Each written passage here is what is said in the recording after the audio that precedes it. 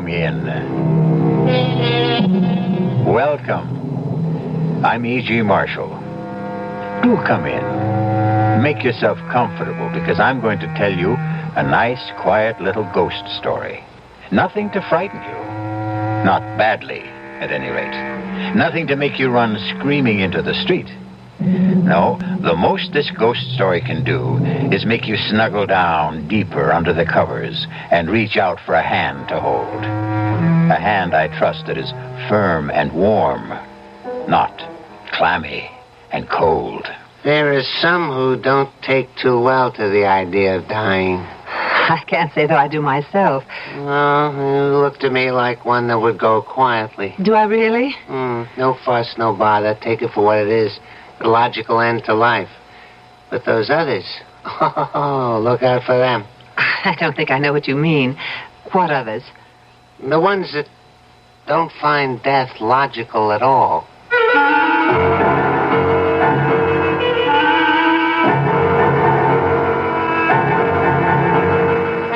Our mystery drama, The Phantom Lullaby, was written especially for the Mystery Theater by Elspeth Eric and stars Rosemary Murphy and Arnold Moss. It is sponsored in part by Contact, the 12-hour allergy capsule, and Anheuser-Busch Incorporated, brewers of Budweiser. I'll be back shortly with Act One.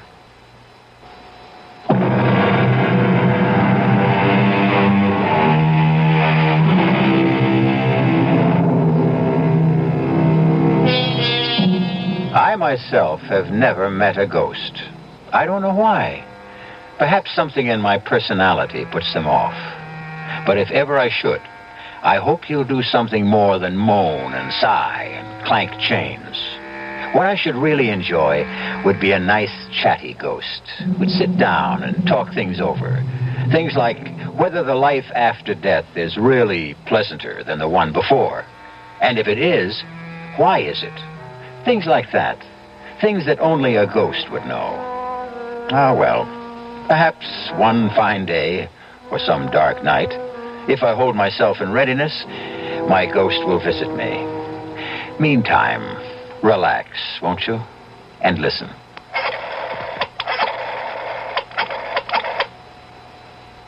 Hello? Intercoastal Airlines? Well, can you tell me if Flight 509 from New York is on time? Yeah, I'll hold on. Ellen's room is finished. Good. I've ordered new curtains. Oh, I hope she likes her room. Oh, I'm sure she will. I'm sure she... yes? Oh, it is? Well, good, good. Thank you very much. The plane's on time. Well, you better get started then. Yeah. Don't be nervous. I'm not nervous. It'll only make her nervous if you're nervous. What are you in the closet for? My overcoat. It's on the chair. Oh. She's only been away 4 days. It's not a question of how long she's been away. It's what she went away for. I know that.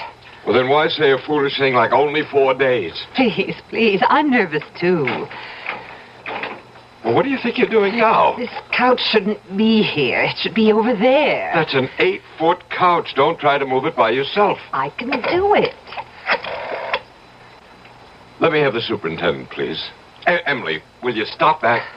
I'd help you, but I have to get going. I don't want Ellen standing around the airport. Hello? This is Mr. Keene, Penthouse B. Yeah, we just moved in. We're not quite settled in yet, and I have to go to the airport to pick up my daughter. Could you possibly help my wife move a few pieces of furniture? No, we want the place to look extra nice. Our daughter's never seen it, and... Oh, that's great. That's just great. Thank you very much. He'll be up in a couple of minutes. Howard, do you think Ellen will like this apartment? Well, I certainly hope so. It's costing an arm and a leg. What with the terrace and everything? Her own bathroom, a real dining room? Well, the idea is to give her a change. New surroundings, blot out everything that happened. As if a terrace and her own bathroom could take her mind off that terrible man. Well, they'll help. I'm not saying completely, but they'll help. Give her something to think about besides John Draper and the rest of it. Seems strange we never even met him. I hope I never do meet him. Well, honey, I gotta get going. Don't tell Ellen about this place. Let it be a surprise. And, Howard, be very, gentle with her. Let her know we love her. Yeah, I'll let her know. Well, I'm off. You're the superintendent. Yeah. I didn't hear you knock. I was just getting ready to. Well, come in. This is my wife. She'll show you what she wants done. Oh, and here's something for your trouble. Oh, okay. Honey, I'll be back in an hour. Good luck. Take care. Well, now, You like this place? I'm sure we will like it. We just moved in. I know. It's a nice-looking apartment with a terrace and all. First thing I want to do is move the couch over there to the long wall. Everybody likes this place when they first move in. If you take one end and I take the other. 1, 2, 3 months, then they start getting jumpy. Jumpy? They pay up what they owe on the lease and they move out. I didn't know that. Oh, yeah, it happens every time. Well, let's move this thing if we're going to. Let me move the coffee table first. No, I'll do it. How'd you happen to hear it was vacant? Well, actually, friends of ours called us. They'd met some people at a party who said they were giving up this beautiful apartment, and we thought... That would be the Winthrops. Yeah, they lasted 6 months. Where do you want this table? Right where you're standing. Okay. And before them was the Katzes, and before them the Millbrooks, and before them the Kramers, and before them... Why did they all move out? What's wrong with the place? Search me. They would never say, any of them. Just paid up and moved out. You know what I think? What? I think the joint's haunted. Now, where does the couch go?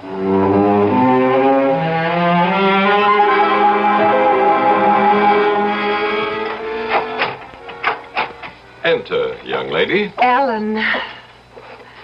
Darling, it's so good to have you back. I'll put the suitcase in the bedroom.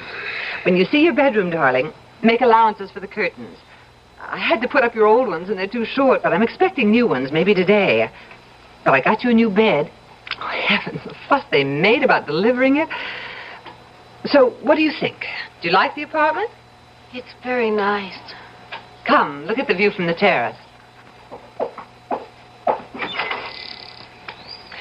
Come on. You can see for miles. Isn't that spectacular? Spectacular. Well, you can take a good look at it later. What would you like to do now? I don't know. Take a hot bath? You have your own bathroom now. Really? Do I? Or would you like to just sit and talk? All right. If you want to. Ellen, was the operation very bad? You mean the abortion? No. It wasn't bad at all. I'm glad of that. I opened your suitcase. Let a little air in, huh? I didn't unpack anything, though. I'll do it. You want to do that now, dear? Maybe take that hot bath, and I'll start lunch, and then when it's ready, I'll call you. All right. It's the door on the right. Oh, here, I'll show you. I'll find it. And the bathroom opens right off of it. Howard, what's wrong with her?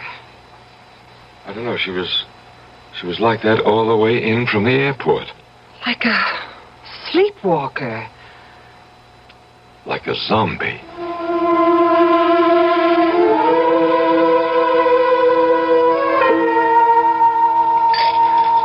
Howard? I'm making us a drink. We need it. How is she? I guess she's all right. Here's your drink. She's lying on the bed, just staring at the ceiling. I spoke to her, but she didn't answer me. So I didn't bother her. That horrible man, he did this to her. I wish she'd talked to me about him. But she never did say much, except that she was seeing him a lot. And then when she told me she was pregnant, she said he didn't want to marry her, so she guessed she'd have an abortion. Just like that. Things have changed, though. The young people nowadays. And the parents nowadays. I guess so. I should have insisted. I should have put my foot down, absolutely insisted. Insisted on what? Well, at least on meeting the guy, at least that. That's not the way things are done these days. Well, they should be. Look, do you think I ought to get in touch with him now? Now? It's too late Well, we now. can't just leave her the way she is, walking around like an automaton. Maybe he could Oh, I don't know. Maybe he could snap her out of it or something.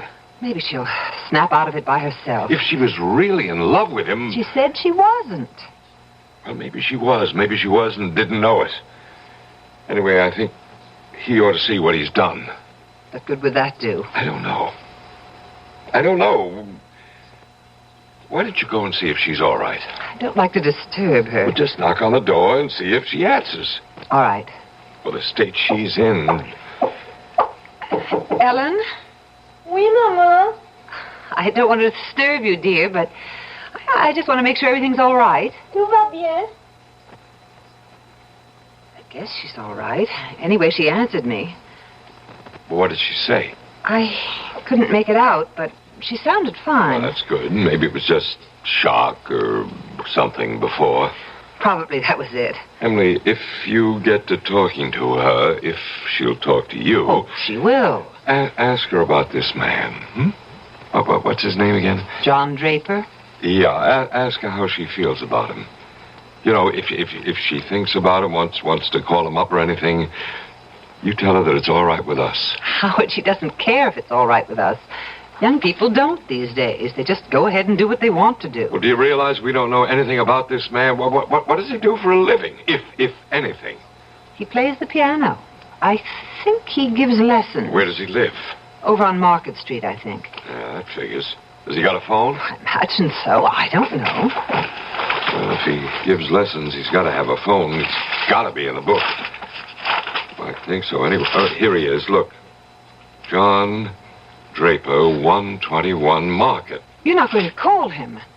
No, I'm not going to call him. I just want to know that he's alive and breathing somewhere in this town. If Ellen isn't better by tomorrow or the next day... Howard, she will be. Go knock on the door again, will you? What'll I say? Say anything. Say we're having a drink out here. Why doesn't she join us? All right, if you say so. Look, but keep it light and, you know, cheerful. Ellen, dear, your father and I are having a drink. Don't you want to join us? Pas maintenant. How's that, dear? Je suis occupée. Well, whenever you're ready, we'd love to have you. I think a drink would do you good. Whenever you're ready. I guess she's all right. But did she say she was all right? I don't know what she said. What do you mean you don't know what she said? Ellen. Are you all right, baby? Je regrette, mais je ne peux pas vous joindre pour le moment. Je dois m'occuper de petit garçon. Excusez-moi, s'il vous plaît. Howard. Why, I didn't know she could speak French. She can't. Well, she just did. I understand enough French to know that. What did she say? Could you tell? Well, she said she couldn't join us just now because she had to take care of the little boy. Do you agree with Anthony Trollope that the chief duty a parent owes a child is to make the child happy? I think I do. And I think in their more beneficent moods, most people do. Why, then, are there so many bitterly unhappy children? We may find out when I return shortly with Act Two.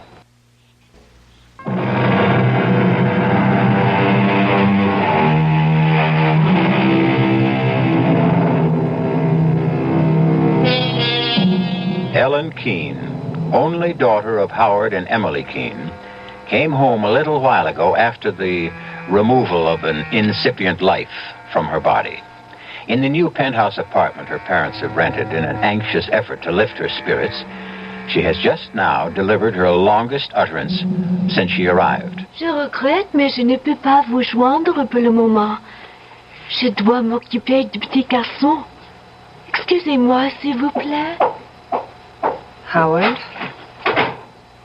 Why, I didn't know she could speak French. She can't. Well, she just did. I understand enough French to know that. What did she say? Could you tell? Well, she said she couldn't join us just now because she had to take care of the little boy. What little boy? Well, how should I know what little boy?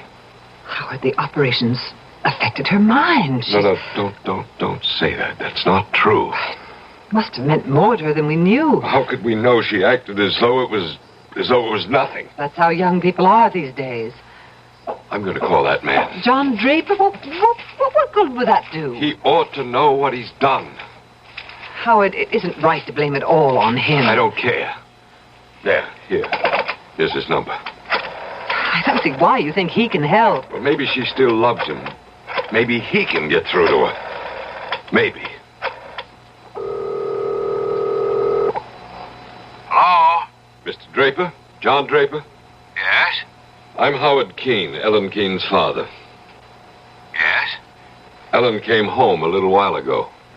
I thought you might like to know. How is she? Is she all right? No, she's not all right. What's the trouble? They didn't hurt her, did they? Physically, she seems to be all right, but other ways, she's not. I'm glad you called me. What can I do? My wife and I thought it might help if you came to see her. Why, of course, right now. If you can.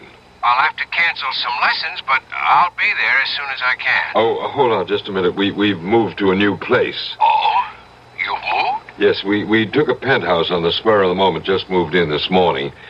It's at 42 Cedar Terrace. Do you know where that is? 42 Cedar Terrace? Yes, penthouse B. Have you got that? Hello? Mr. Draper, are you there? Hello? I'm sorry, Mr. Keene, but I'm afraid I won't be able to get there after all. Give Ellen my love. Hello? Mr. Draper? Hello? Howard? I don't get it.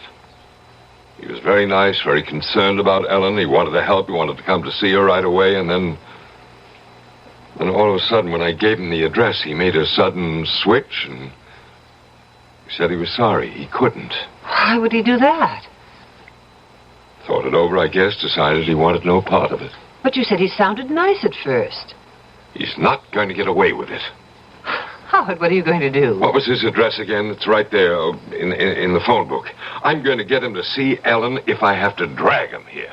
Oh, what's the address? 121 Market Street. Howard, I wish you wouldn't go. I'll be back in half an hour. You stay right here. You think I should call Dr. Stone? No, not yet. Well, what could we say to him? That our daughter talks to us in French when she doesn't know any French? That she says she has to take care of a little boy when there isn't any little boy? No, you just stay here with her, and I don't think she'll get violent or anything like that, and I'll be back in half an hour with Mr. John Draper. Oh, dear. Ellen? Ellen, honey? Ellen, don't you want to come out now and have some lunch? I could fix us both a sandwich and some soup. Je suis occupée. We haven't had a chance to talk. Va-t'en, maman. You're sure you're all right? Tout va bien, maman.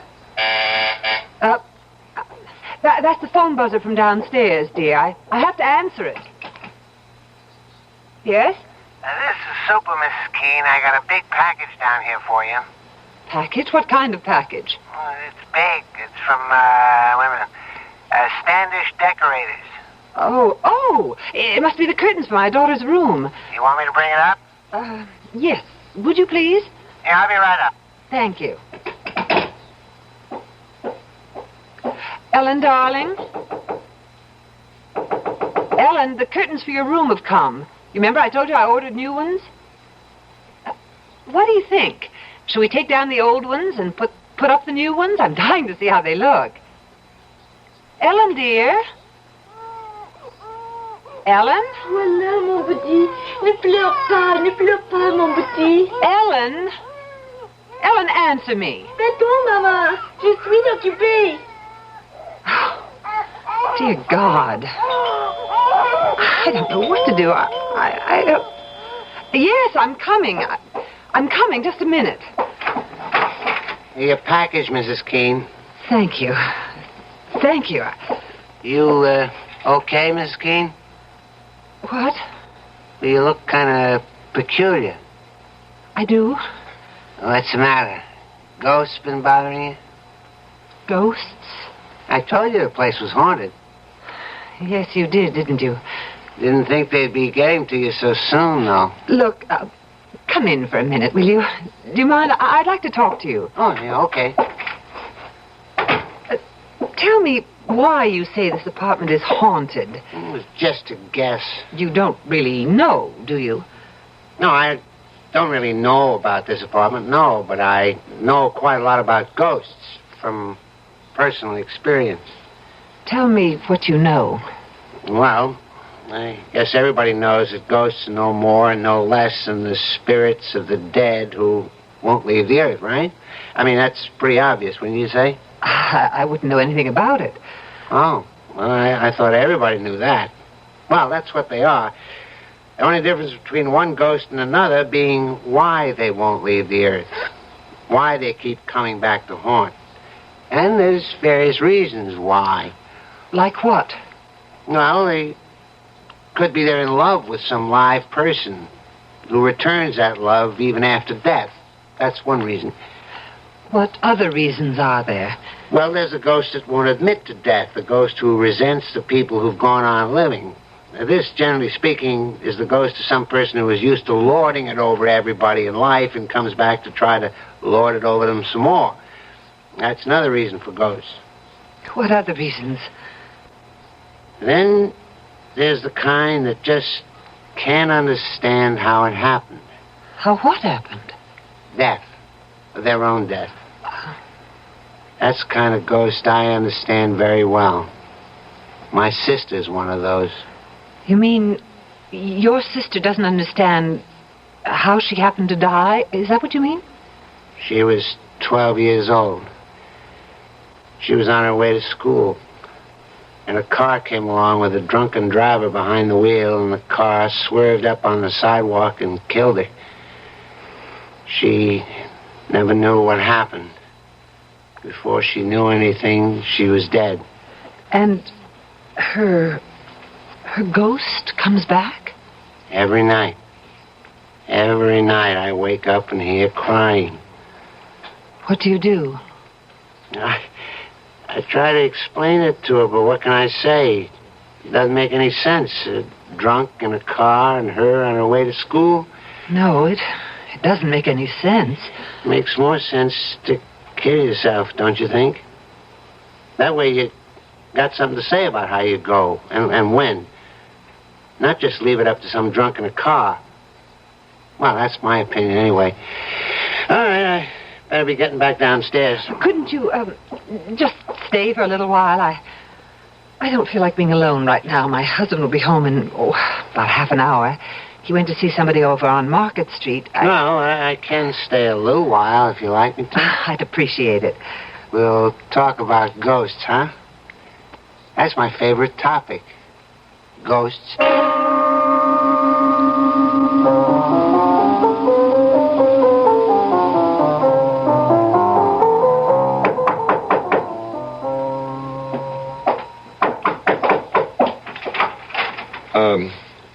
I'm looking for Mr. Draper. I'm Mr. Draper. I guess it's your son I'm looking for. I don't have a son. Oh, well, I expected. Well, I didn't know. I'm Howard Keene, Ellen's father. I'd like to come in and talk to you. Mr. Keene. Please, it's very important, or I wouldn't ask.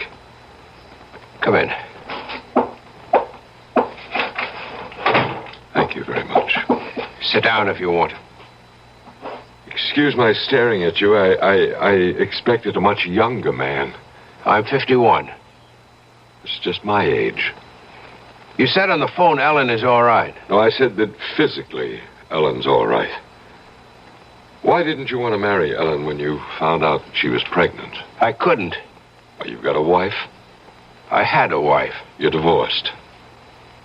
Something I never talk about, Mr. Keene. You never talked about it to Ellen? I never talked about it to anybody. And I don't intend to. Maybe you should. I can't. Tell me about Ellen. Well, she came home a little while ago. She was changed. She talked in monosyllables, short sentences at the most. And we thought after what she's been through, maybe that's only natural. So my wife told her to have a bath, take a nap, we'd have a drink, lunch. Well, while my wife and I were talking, Ellen came out of a room and spoke to us, quite a long speech, and every word of it in French. In French? Now, Ellen doesn't know any French. You never spoke to her in French, did you? Never. Well, never. I just wonder. What did she say in French? Well, she said she was sorry she couldn't join us for a drink, but she had to take care of a little boy. What little boy? I have no idea. Mr. Keene, after an operation like the one Ellen had, don't you think it's possible that it's bound to have an effect on a woman, on her emotions, for a while anyway? I don't want it to go on for too long, and that's why I called you. You thought I could help? I hoped you could. Get your coat. I've got a cab waiting outside.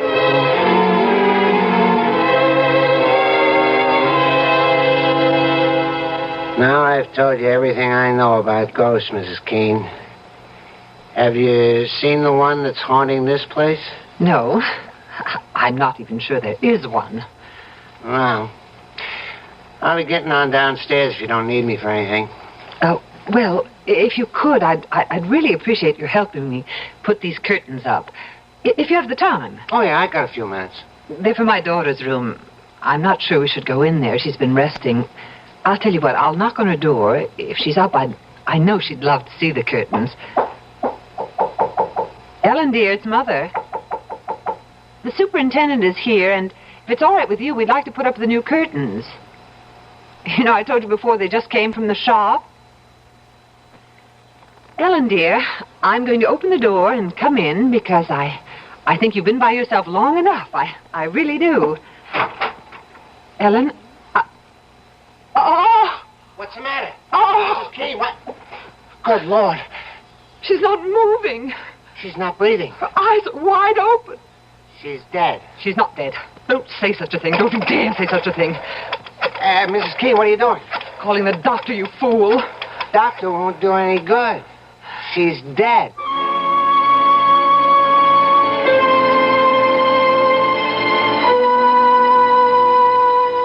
Man is the only animal who knows that he will die. So said the great Voltaire. The knowledge that he will one day cease to live permeates man's days and poisons them a little. I think that if ever I am given another life, I should like to live it as a bird or a monkey or a chipmunk or a beetle. It doesn't add much to the enjoyment of life to know that it won't last long. I'll be back shortly with Act 3.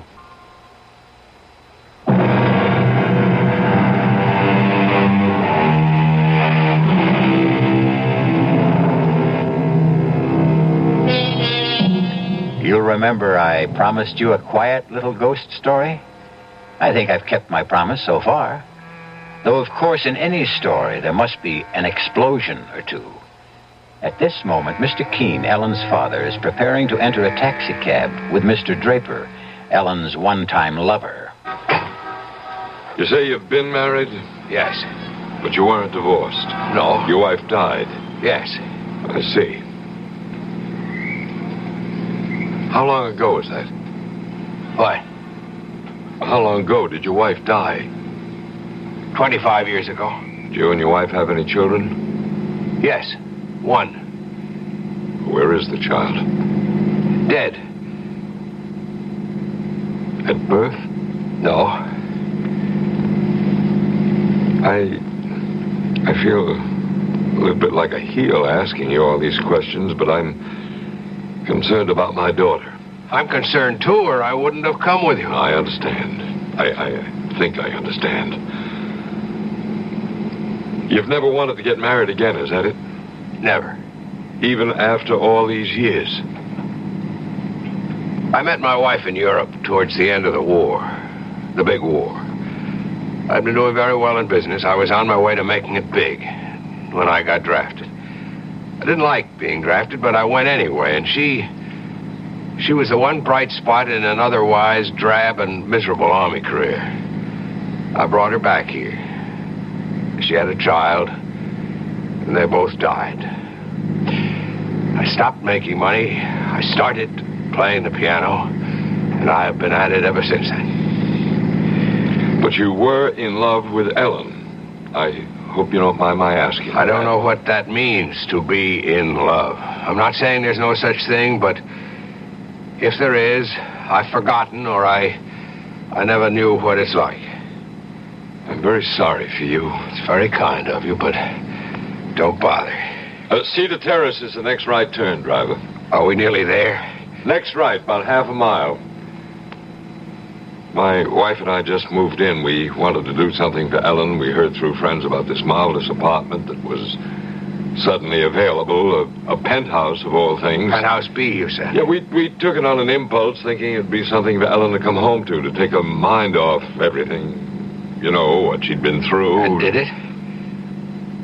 Well, no. No, she's hardly said a word about the place since I brought her home from the airport. She's hardly said anything about anything. Just a few words of French, and that one thing about not being able to have a drink with us before lunch because she had to look after a little boy. How could she speak French when she doesn't know any French? And what little boy did she have to look after? I don't understand any of it, not any of it. Hold on. We're almost there. Maybe Ellen will be all right, more of a self anyway, and then you can ask her. You just hang in there for a couple of minutes more.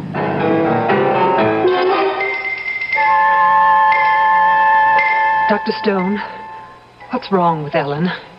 Well, Mrs. Keene, I can't detect any vital signs at all. I hesitate to pronounce her dead, but what can I say? I can find no pulse, no heartbeat, no reflexes. I've done everything I can think of. Injection, massage. She's not dead. Tell me she's not dead. Like you, I refuse to conclude that at the moment. But if your daughter is alive, Mrs. Keene, she is in the deepest coma I've ever encountered. It's as though she were not in or out of this world at all.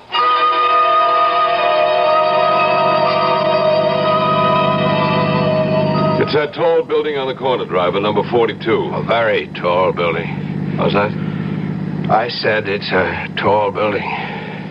Well, compared to the way they build them nowadays, it's not so tall, but I guess when they put it up, it was considered pretty daring. Hey, what do you think you're doing? I just can't. You get back in there. Driver, stop the cab. Hey, stop. You can't go up there. I can't. I don't care if you can or can't. You're going to. Now, march. Don't you try anything now. I got hold of you. I can't do it. You let me pay the cab. Here you are, driver. Now you get going. Mr. Keene, I know you think this is very strange. You bet I think it's very strange. I can explain. After you've seen my daughter, you can explain. Now you get in the elevator there. Right now, Ellen's the only one I'm interested in. Push that button that says penthouse. Penthouse B. That's right.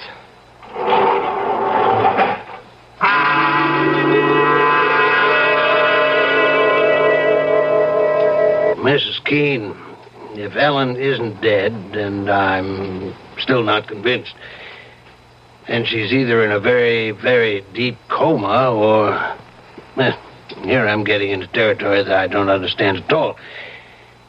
She's in a trance. A trance? We hear of these things, people who can control their body functions. I was told of a man who could make one half of his arm stone cold and the other half blood warm. He could do it at will, or so I was told. I can't believe it. Do you believe it? Mrs. Keene, there isn't a doctor alive today who would deny the power the human mind has over the human body. But... Oh, that must be my husband. Yeah, well, I'll want to talk to him. I'll only be a second. Yes, I'm coming. Howard. Mr. Draper? That's him. I'm Ellen's mother. Howard, I called Dr. Stone. He's with Ellen now. He wants to talk to you. I'm in here, Mrs. Keene. Dr. Stone, how is she? She shows no vital signs of life at all. You don't mean that she's dead? Oh, no, she can't be. Emily, what happened? Mr. Keene, we don't know precisely what happened, and I don't... Well, for some reason I can't really explain. I don't think she's dead. Either she's in a deep coma or she's in a trance state. Well, what's that, a trance state? It's something medical men know very little about. So I want your permission to take her to the hospital and have her examined by another doctor there. And if he gives us no convincing diagnosis, we'll call in a psychic healer. You have our permission to do anything you have to. Of course. All right, I'll call an ambulance. Mr. Draper, I've been very rude. We've paid no attention to you at all. Thank you so much for coming. It's quite all right. You can see we're beside ourselves with worry. Yes, I can see that. There's an ambulance service. There's Dr. Stone. Mrs. Keene, do you suppose that I could see Ellen? Oh, I don't think so. Not now. Why didn't somebody wake me up? Ellen. Thank you. Darling. Is it time for lunch? Ellen, how do you feel? Dr. Stone. What are you doing here? And John, you know, it's funny. I thought I heard your voice, but then I decided I must have imagined it. Yeah, but how do you feel, Ellen? Well, I feel perfectly fine. I had a wonderful sleep. You're sure you feel all right? Well, I just told you I feel fine. I was tired when Daddy brought me home from the airport, but I had a lovely nap, and now I'm fine. But what are you doing here? And John, how did you get here? How did you know where to come? Your father, he told me. Oh, really? Oh, that was nice. Then you've met. Yes, we've met. You'll stay for lunch, won't you, John? Mother, is that all right? Is there enough for John, too? Yes, dear, there's enough. But first, don't you think you ought to bathe and change your clothes? I guess I should. I was going to do that before, wasn't I? When I first got here. But then I got busy with something or other, and I forgot all about it. You want me to come with you, dear? That would be nice. We haven't had a chance to talk, have we? No, but we will. See you off for lunch. Yes, Ellen. You'll stay, Mr. Draper? I'm not sure that I can. Please do. Ellen seems to want you to. Mr. Keene, I don't know any of the whys or wherefores, but your daughter seems to be all right. Yes, she seems to be. All right. I'm going back to my office. I'll be there all afternoon. If anything happens to alarm you, please call me. I can be here in 5 minutes. Thank you, Dr. Stone. No, don't bother to come to the door. I'll let myself out. I'm glad she's all right. I suppose you don't believe there was ever anything wrong. I don't know. After all, you didn't see her when she was, well, the way she was. I know your daughter very well, Mr. Keene. I know what a sensitive girl she is. I told you in the taxi that I didn't believe I knew the meaning of being in love. Now I'm not so sure. I think I was, in my own neurotic way, in love with Ellen. We were very close. Well, why did you make such a fuss about coming here? Why did you try to jump out of the cab? What was that all about? I had been here before. When? When were you ever here? I used to live here. In this apartment? At House B, yes. Well, when was this? 25 years ago. You lived here with your wife? Huh? And your child? Yes. And your child was a little boy? Yes. How old was the child when he died? 2 years old. And your wife, how old was she? 21. They both died while you were living here. I can see why you wouldn't want to come with me. It's not just that they died. Well, what was it? It was the way they died. Tell me about it. When I came back from Europe, See, I started up in business again. The business which the war had so rudely interrupted. I was determined to work my way up the ladder again, and I threw myself into my work. I think my wife felt neglected. Truth is, I did neglect her. But it wasn't just my neglect. She was a foreigner. Even after 3 years, she hadn't learned to speak English. She was shy. She didn't make friends. She was alone a great deal, except for the child. And one night, I was at my desk working over some papers when she came into the room with the child in her arms. She spoke to me. I don't remember what she said, but I remember that she spoke to me. I had every intention of answering her. But I didn't want to be bothered at that precise moment. Half a minute later, I turned around and she wasn't there. She had jumped from the terrace. She had jumped from the terrace with the child in her arms. Good Lord. Do you think it's possible? I know how far-fetched it sounds, but is it possible that the little boy Ellen told us she had to look after was the ghost of your son? I don't know what else to think. Do you? Tell me something. What nationality was your wife? My wife is French. It all begins to fit together, doesn't it? When you stop and think about it.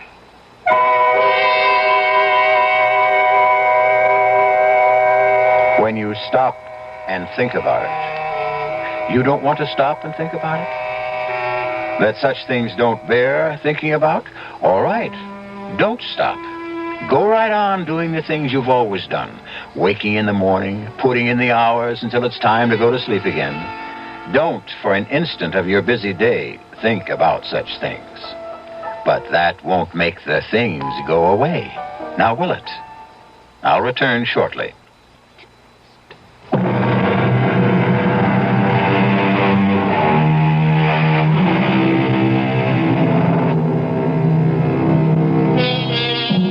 That was a quiet little ghost story, wasn't it? Just as I said it would be. Personally, I prefer ghost stories to be quiet. For ghosts, generally speaking, having no physical equipment, tend to be quiet. But like so many living people who are quiet, ghosts are also tenacious and persistent. And they are everywhere. Our cast included Rosemary Murphy, Arnold Moss, Mason Adams, Corinne Orr, and Robert Dryden. The entire production was under the direction of Himan Brown. Radio Mystery Theater was sponsored in part by Buick Motor Division, the Kellogg Company, makers of Kellogg Special K cereal, and new sugar-free Diet 7-Up. This is E.G. Marshall inviting you to return to our Mystery Theater for another adventure in the macabre. Until next time, pleasant dreams.